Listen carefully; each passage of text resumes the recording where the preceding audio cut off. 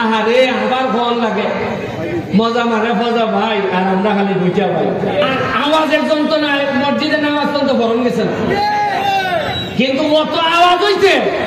কোন টাকা বলেন তো এই আওয়াজটা থেকে উল্লাঙ্ঘন করে আমি বুঝতাম নি কি মনে বুঝলাম নি যে এমন ভাবে কুনাল গাছে সাজাইয়ে তুলবো এমন ভাবে ফল ফসারিতে তুলবো যে পুরি বিয়া দিতেই বাইরে কুনাল গাছ পুরি বিয়া দিতেই বাইরে 1 কোটি টাকা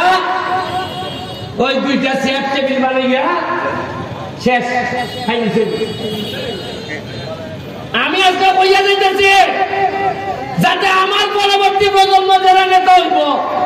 এরাও যেন আইয়া কইতে পারে যদি আমি 2 নম্বরে কইরা থাকি এরা যেন জানাই যায় তাতে সোনারঘাটের মানুষের ভাগ্য বদল হইব আগামীবার নির্বাচনের সময় আমি যদি হিসাব দেই আমার কাছে আছে টাকা 9 কোটি তে আপনার মনে প্রশ্ন আইবনি অত যে আমার লাভ করতে আইবনি 400 শাড়ি আর লুঙ্গি দিছই কইয়া যে আমি সব বন্ধন করে দিলাইছি এরপরে আবার কিলাই গিয়া লাগাইছে হয় 2টা শাড়ি বেলে আমার কোন বন্ধুর বউয়ে লাগিয়েছে আর এমন ভাবে নিউজ করে সাংবাদিকরা বোঝা যায় বন্ধুর বউর সাথে আমার সম্পর্ক আমি এবার সিদ্ধান্ত নিছি জননেত্রী শেখ হাসিনারে গিয়া কইব এটা বেজাল বেজাল শাড়ি আর দিওই না খালি লুঙ্গি দিও এই মিলে আমরা অবস্থা সবচেয়ে বড় সমস্যা হইল আমার লাগে দোয়া করুন আমার এখন বেঁচে থাকা হইলো সবচেয়ে বড় চ্যালেঞ্জ সব একখান হইতেছে সব একখান হইতেছেন দেশে বিদেশে এলাকা এলাকার বাইরে খেলে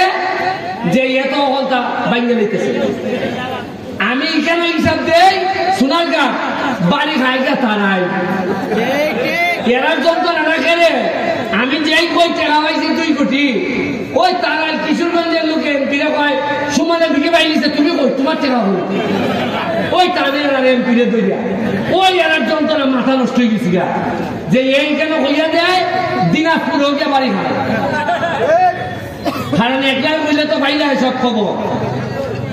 আপনারা আমার লেগে দোয়া করবা আমরা যা যা আছে আমি আর 4.5 বছর যদি বাঁচি সোনারঘাট আপনারা শূন্য খুশি মাধবপুর বর্তমানে দেখা যাইতেছে যে সারা বাংলাদেশের মধ্যে সবচেয়ে ধনী উপজেলা হইল মাধবপুর আপনারা তো এই খবরই জানেন না আপনারা নিজেরা ক্ষমতা সম্পর্কে কোনো ধারণাই নাই সবচেয়ে বাংলাদেশের মধ্যে ধনী উপজেলা কোনটা আর এরা আমরা মিলে এলাকার এমপি আমি কালকে একটা গার্মেন্টস গেছিলাম বাচ্চা গার্মেন্টস গিয়া দেখলাম ইটার মধ্যে মনে হয় বিনিয়োগ হয়েছে মিনিমাম 10,000 কোটির নিচে না 2,500 খালি আমরা এলাকার লোকে কাম করে